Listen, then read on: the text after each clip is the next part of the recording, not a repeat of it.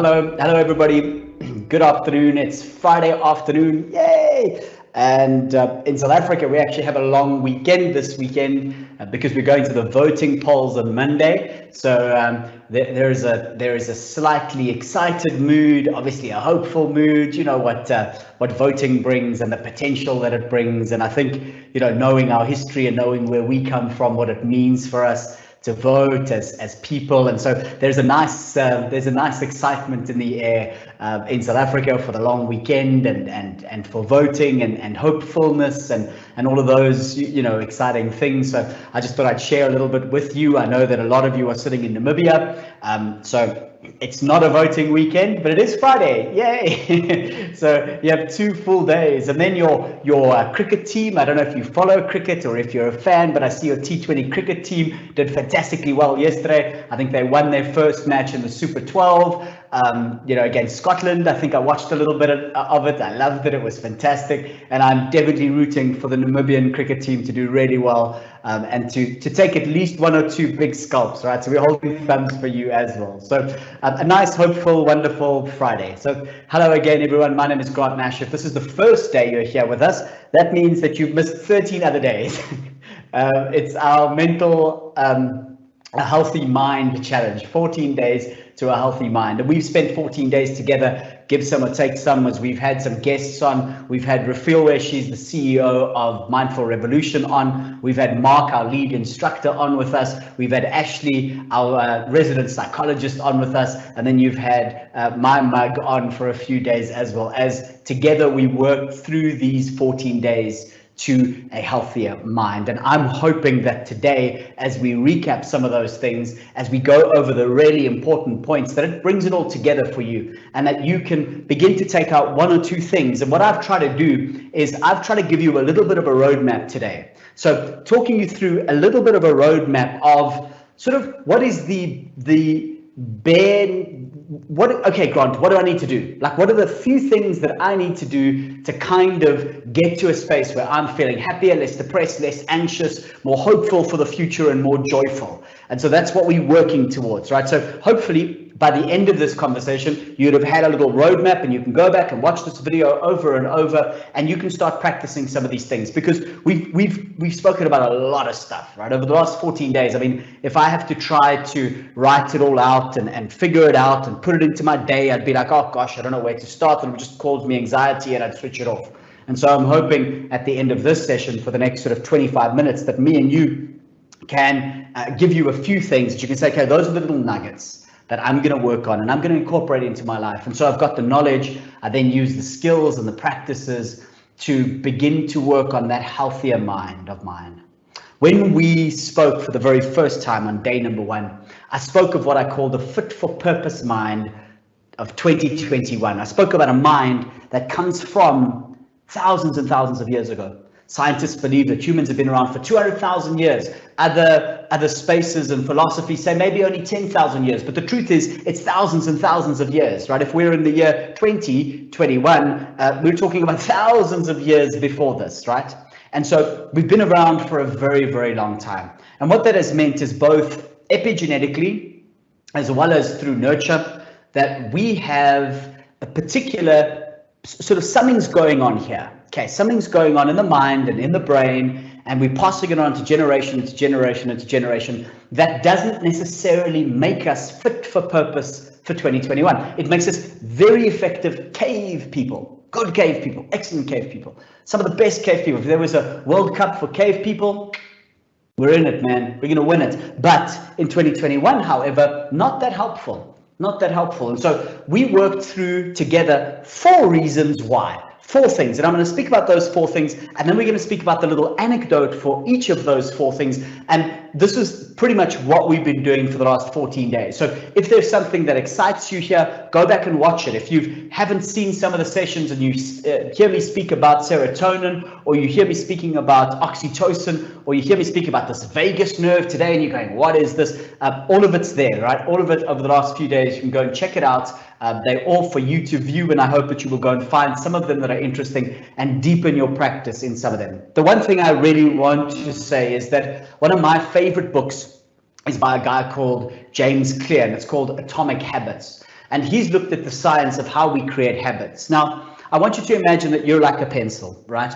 Your mind is like a pencil. There, that's better. And if I break the tip of this off, I have to sharpen it. It doesn't stay sharp forever. It needs to be sharpened. And that sharpening of that pencil is not always a comfortable thing. I mean, if the pencil could talk and if the pencil had feelings, the pencil might be saying to me, Grant, that's uncomfortable. That's painful. You're shaving off parts of my head, bro. That's sore. You're hurting me. But guess what? We become more fit for purpose. We become better. We become sharper. And we can use the pencil by sharpening the pencil. 2 lessons from this. Firstly is that we have to sharpen it every day. The mind has to be sharpened every day. I said to you, it's like Zig Ziglar who said, it's like going for a shower. Showers get you clean, but they don't keep you perpetually clean. You have to shower every day. So the things that we speak about here, you have to do every day. They're sharpening your pencil. Your pencil's going to go blunt. You have to sharpen it. And then secondly, some of them are slightly uncomfortable. I mean, one of them, if you weren't with us, is putting your head in a bowl of cold water. I mean, that doesn't sound like fun. I'm being a little bit frivolous, but understand that some of them are not that easy to do. They're slightly painful. You know, as if when we were sharpening the pencil says, I'm sore, that's hurting me a little bit. This is difficult. This is not easy going through a sharpener, but I promise you get sharper at the end. I promise you that at the end of this, at the end of all of these practices, these little practices that we do, we can become healthier. And going back to James Clear, he says, atomic habits are the way to do this. Okay, so what does he mean? He says, if you imagine right now, and again, I'm summarizing this in a massive way. So James, I apologize if I'm sort of, not giving it its full love and picture, but James pretty much says, I want you to right now do 365 push-ups for me. Right now, go 365 push-ups. I can tell you, friends, that I'll probably get up to 8 if I'm lucky. And the other day I said to myself, okay, I'm going to try, see how many push-ups I can do. And I reckon I could definitely do 50. Oh, there's no ways. If you're doing those push-ups properly, nah, forget about it, man. I can get to like 10 and I'm dying, and then I was stiff the next day, and I'm I'm just not fit, and it's bad, right? But what James Clear is saying is really interesting. He's saying, try to do 365 push-ups right now. Now, only the fittest amongst us would get even close to 65 push-ups right now. Only the fittest amongst us. Then he says, what happens if in a year I can get you there? And all you have to do is one extra push-up a day. That's all you have to do, one extra push-up a day. When he says this, he thinks to himself, what are you talking about, right? And he says, pretty simple. Go down and do a push-up tomorrow morning. 1, leave. Next day, do 1 more. 2, leave.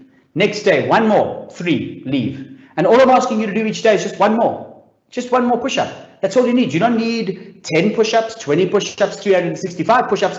1 push-up. 1 push-up today. And then just 1 more the next day. And then just 1 more on your tally the next day. And these little atomic habits lead you to a space where eventually 364 and 365 is just 1 more. It's not 365 more, it's just 1 more. And he says, this is the greatest way to create a habit. Just 1 more, just a little atomic piece. So what I'm asking you to do today is, if we want to sharpen the pencil, it might be a little bit painful. We have to do it every day, but take short, sharp, small, little moments. Don't take too much on. Short, sharp, small, little moments. Make them rewarding for yourself. Make them enjoyable, but do them often, but small little bits. We're going to do a practice again, and it's the practice we did on day 2, and it's the cornerstone of our practice. It's the cornerstone of what we do, right? The brain gym I spoke about. Start by doing it for 2 minutes. And then tomorrow do it for 2 minutes and 2 seconds. And then the next day do it for 2 minutes and 4 seconds. And then 5 seconds and 6 seconds and 7. And eventually you're up to a point where we're doing it for 24 minutes a day. We're enjoying it. It's something that we can do 24 minutes a day, and we love it. But if you try to do it for 24 minutes today, right now, you're in trouble. You're in trouble, right? And so we want to try to get it there by simply just sharpening the pencil a little bit every day. Every day. Okay, so let's get into this roadmap. Enough talking rubbish now. Let's get into this roadmap. Let's go back to cave person versus 2021 mind for a moment. Okay, and I won't wax lyrical on it too much because you've heard this before, but let's start with cave person. Cave person is sitting in in the cave at the fire, good times, need to go to the loo. Okay, need to go to the loo. So gets up and steps out of, it's a cold day, so that's why the fire is on. Cave person was in England. Okay, it's cold. So just teasing. So gets out and walks out. And what happens to cave person? Cave person has to scan the savannah to make sure that there is nothing that's going to kill them. They are literally looking out for things that are going to kill them. They are in survival mode straight off the bat. They're looking constantly at that plant that is poisonous, and if I go to the toilet on it, if I rub up against it, we have problems. That bird is a dangerous bird. That lion is a dangerous lion. That elephant is a dangerous elephant, etc., etc., etc., etc. Their world is full of things that can kill them. And so what they do is they are constantly on the lookout for the things that will kill them. So they are constantly in that fight or flight mode when they need to be. They're resting when they're not. Fight or flight mode, they're resting when they're not. But really they are in that making sure, right? Making sure. And so when they're projecting into the future, when they're thinking about their future, they're thinking about the times and the things that can kill them. Okay, I guarantee you, like I said on the first day, that positive Pete is not sitting down with beautiful Beatrix around the fire 200,000 years ago saying, no, Beatrix, you've got to understand that everything is going to be okay. No, positive Pete didn't exist because positive Pete thought to himself everything was out to kill him. And it was, right? Everything's out to kill him. So we've brought this with us. And this is why me and you, it's so difficult for us to be optimistic. It's so difficult for us to be positive. It's so difficult for us to be hopeful. We are negatively biased towards the future because we are worried about the future, because when we look into the future, we see things that are going to kill us. We're stressed. We're stressed about the future. We're stressed about the future. So when we look at our current everyday, we're doing the same thing. We're looking at the things that are trying to kill us, not the positive things, the things that are trying to kill us. So when the email comes from the boss, he's trying to kill us, she's trying to kill us. Right? When we have a fight with our partner, they're trying to kill us. Okay, we go into this mode of everything's trying to kill us. Everything's trying to kill us. Why? Because that is positive, not so positive Pete's way of functioning in the world. And through epigenetics and through a whole bunch of other stuff, we've carried this with us, generations upon generations upon generation. Now that's not very fit for purpose, and we're going to speak about how to create a fit for purpose mind on that in a moment. But now we do something else, right? We're very clever. We have lots of memory. And we can talk about how this all structures in the brain. It's really fascinating. We don't really have the time today, but what's happening in the brain and how this all functions. But really what we are doing is we are ruminating on the past. That's the past over there. And we're trying to remember the things that tried to kill us. Why? So that we can be better at avoiding those things. Okay, so when we are thinking about the past, we really are focused on the things that try to kill us. We're not focused on the good things. We're not sort of sitting 200,000 years ago and going, oh my gosh, I've got to remember that beautiful smelling flower, because there are more important things at the time. I must remember the flower that almost killed my wife when she picked it and she bit on it. I've got to remember the gum that I picked from the tree that gave me the runs. Excuse my explicitness, right? So that gum's not good gum to chew. Okay.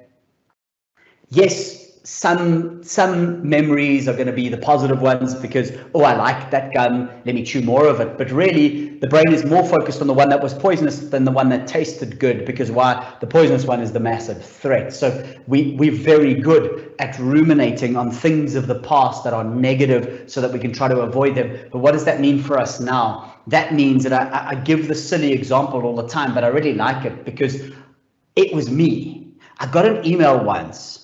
So I used to help with academic management, right, within the broadcasting radio space of a radio course. And so I did this little statement that I had to do, and it's academics, right, and I sent it across. And my boss wrote back to me, oh, and he was scathing on my spelling and grammar, but scathing. Oh man, and it was the end of the world for me, right? It was the end of because I have an English degree and a philosophy degree, and so my English degree, I pride myself to some extent in this, and it was scathing. And then when I went to go see how we corrected everything, oh my gosh, I even remember his name, Mike Toms, and it was like the world had ended for me, right? And then what I did was I downloaded this program called Grammarly.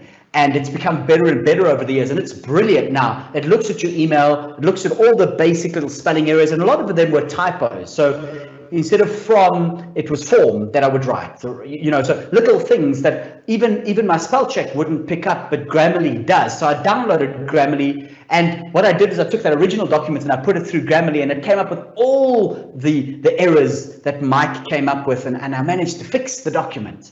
And I managed to go forward being more optimistic about it and using Grammarly to help me. But you know that I played that scenario over in my mind daily, over and over and over and over. But I had fixed the problem, but it stayed with me. And it stayed with me because of that mind, that cave person mind. And I'll never forget, I think it caused me like great anxiety and stress, because I thought I was going to get fired from my job, because Mike was scathing, but I had fixed the problem.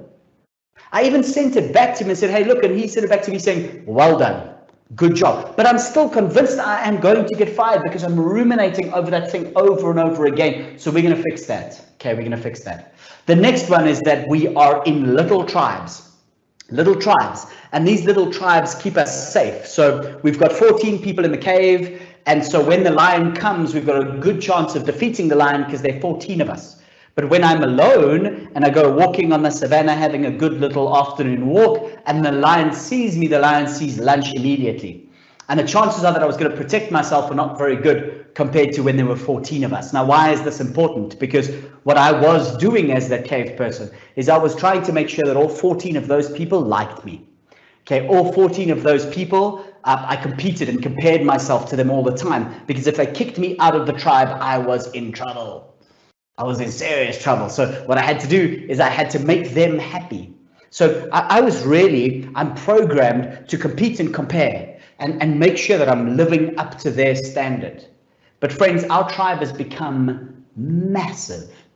Massive. Today, you just have to go onto your feed on Instagram, and how many people do I follow? I mean, my tribe on Instagram alone is 1,956 people. 1,956 people that I now have to compete against. 1,956 people that I have to now compare myself with. If I go to Twitter, I mean, it's even worse. Twitter, I'm following, oh my gosh, 4,527 people. 4,527 people that I must compare myself to. 4,000, it's a lot. It's a lot.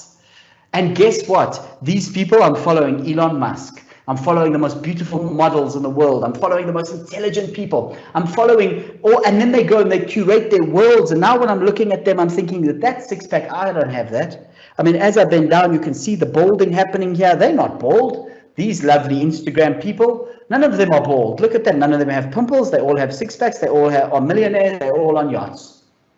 And I'm comparing myself to them. And obviously I'm envious and I'm jealous.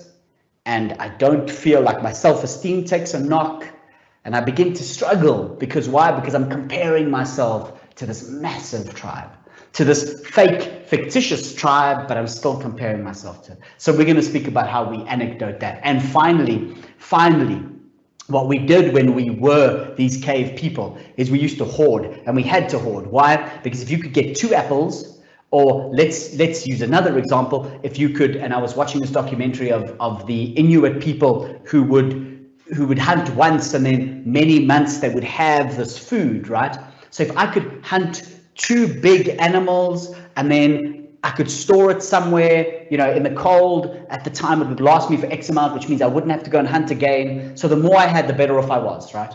Pretty simply. I mean, that's a very oversimplification of lots of what's going on. But what I'm trying to say is the more weapons you had, the better off you were. The more firewood you had, the better off you were. The more apples you had, the better off you were, as long as they didn't go off. You were better off. So what did we do? We've brought this into 2021, and we've given value to the things around us. The things around us. And these things we think bring us happiness, but they don't. They don't. There's something else that brings us happiness that has been foregone by a lot of these things we filled our lives with. And we'll speak about that in a moment.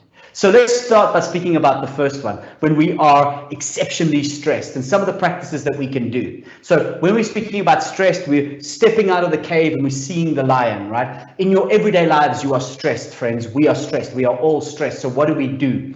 What we want to do is we want to create something called the release of oxytocin. We went to the oxytocin bar and we got shots of little oxytocin. Remember when we were allowed to go into bars, when there were lots of people and there was not a pandemic, and we could go and we could order some tequilas. I mean, I don't do this anymore, but I remember it. You could order like 10 tequilas and then you could drink. Okay, we're going to go to our oxytocin bar. And the best thing to fill these shots up with is acts of kindness.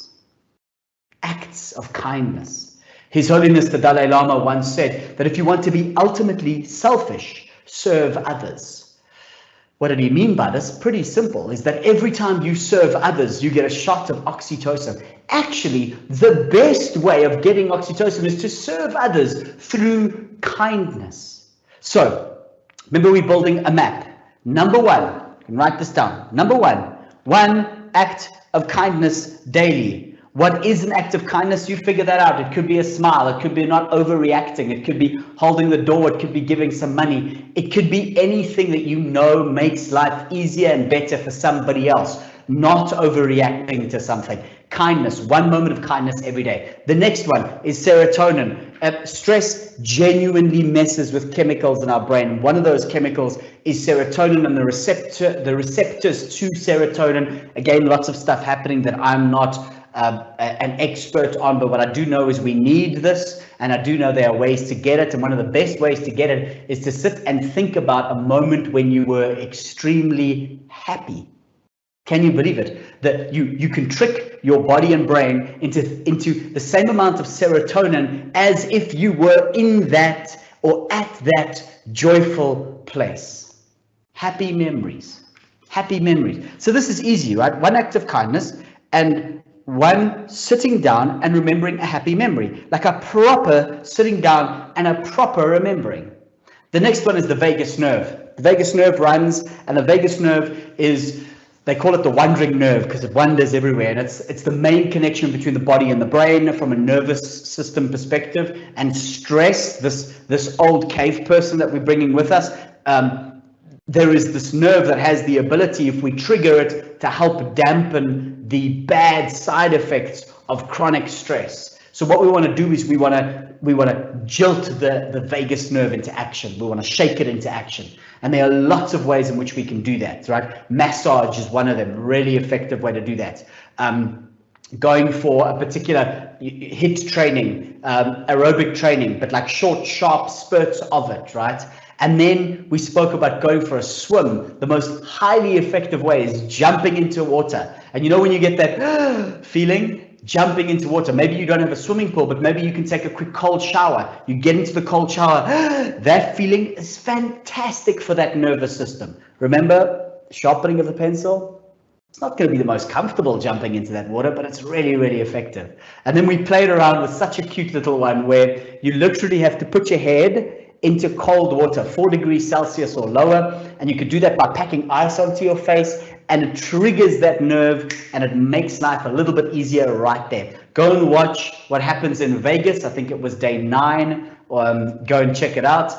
Trigger the vagus nerve. So find ways as step number 3 to just trigger the nervous system. Okay, trigger the nervous system. Then let's speak about our next one, which is the rumination into the past, and how Grant was so fixated about this email, and I just couldn't bring my mind back to the present moment because I was so stuck there. We go to Brain Gym for that. We go to Brain Gym, and we're going to do that at the end. We're going to go one more time to Brain Gym, right? It's a mindfulness practice that helps build the prefrontal cortex, that helps you control memories and where we point our attention. So we're going to go through that. Then we spoke about this idea of comparing ourselves to everybody, and we spoke about jealousy, and we spoke about envy, and then we did a practice called the Sympathetic Joy Practice. And that was that we find a way to be happy for those people around us. We find joy in their joy. We find that the antidote to jealousy and to envy is finding joy in other people's joy. Go and check out the Sympathetic Joy Practice that you can do. And I think that was on, see how good my memory is. Was it day 10? Just go check it out, right? Sympathetic Joy. And I think it was labeled that as well. A beautiful practice that you can do, Sympathetic Joy. And finally, we spoke a lot about connections with others the other day. And we spoke about, again, connecting with others through that act of kindness. Remember that act of kindness in the beginning? Is doing something kind for others is going to help you. Doing something kind for others. And doing that by truly connecting with others. And what that does is that will, and like I said to you, we've collected things in our lives. Stop prioritizing things, they tell us, start prioritizing others. Stop prioritizing things and start prioritizing relationships, connections with others. So, to make it quite simple, go to Brain Gym every day. Do the sympathetic joy meditation with the Brain Gym if you can. Connect with others through acts of kindness with other people. Then think of good things that happened and create more of those good memories. And finally, jolt in the vagus nerve if you can. Jolt in the vagus nerve, right? So one of our guys, our tech experts in the background, is busy typing out what days we did what. Thank you. My memory was extremely rubbish, Chris. I've got to go back to the day that we did serotonin.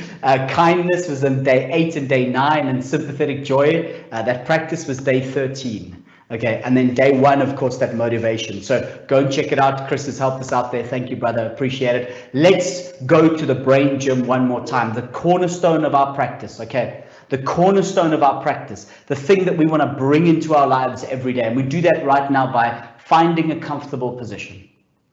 Finding a comfortable position, that means just feel the chair underneath you, feel your feet on the ground, and just sit in a very comfortable position. And I'm going to invite you to just take a deep breath in and then a deep breath out. So it's recommended in the sitting that we try to keep our body awake and energized. And if we are lying down on our back, or if we are seated, that we are always trying to stay aware. So it's in the awareness, right? And remember that in this practice, it's in bringing the mind back to our focus where we grow mindfulness, where we go to the gym. The gym is the practice of noticing that the mind has wandered and bringing it back. Okay. So once we've found this comfortable, suitable seat, let's take a few moments and just be silent and just sit for a moment.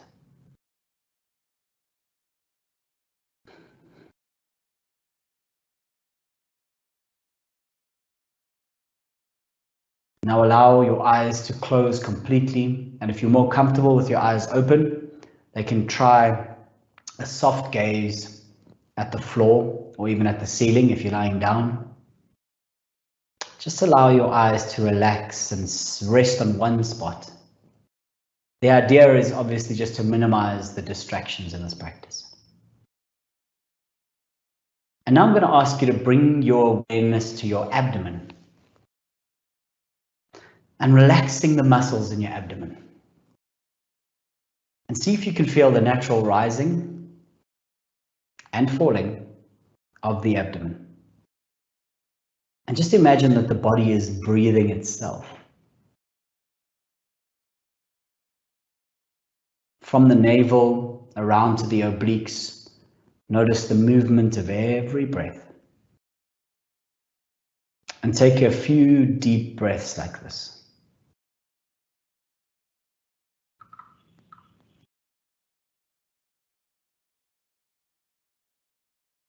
Now I'm going to ask you to move your awareness to your chest. And as you inhale, tune into the expansion of the lungs and the rising of the chest. And as you exhale, feel the contraction and the movement. And try to see in this one if you can follow the breath from its very beginning of the inhalation through to the very end of the exhalation. And we can talk through this together. As it comes in, you can begin to feel your lungs getting bigger and bigger as your chest expands, as your rib cage expands. And you're at the very end of your inhale. And as you get there, I want you to focus on the long exhale until all of that air is out of your lungs, and then focus again as it comes into your lungs.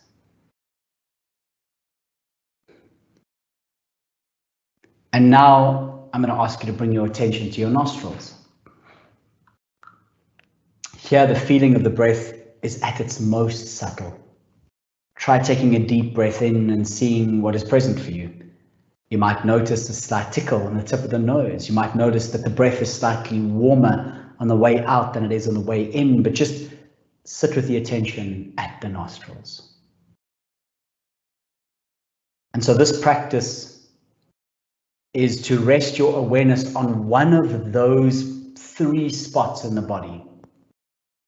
So either at the abdomen or up at the rib cage, at the lungs, or at the tip of the nose. And for us then to try, if we can, when the mind wanders, to refocus on the direct experience of the breath at that particular place and to observe the breath there. And when the mind wanders, to bring it back to that particular space. And when the mind wanders, to bring it back. And that's the brain gym that we're going to get to do. So let's wrap up this practice right now by bringing your awareness into your daily life again, blinking your eyes open, and just stay in touch with your breath as you go throughout the rest of the day. From me, I want to say a massive thank you for the last 14 days that we've got to share together. Let's run through this one more time. If you can do this practice every morning, if you can add on a sympathetic joy practice, you'll find in day 13. Gosh, it was just yesterday, day 13. If we can add on a random act of kindness to other people as we connect with the world around us, and then some of those vagus nerve practices that just calms down the nervous system, we've got a nice little routine that can help with our mental wellness going forward. I hope it was as enjoyable for you as it was for me. Thank you so much. I see we're a little bit late. I apologize. Have an amazing rest of your weekend. I hope to see you pretty soon again. Holding thumbs for the Namibian cricket team. Have an amazing weekend. I'll see you soon. For myself, for Mindful Revolution, thank you. Thank you so much for the last 14 days that me and you have got to share together.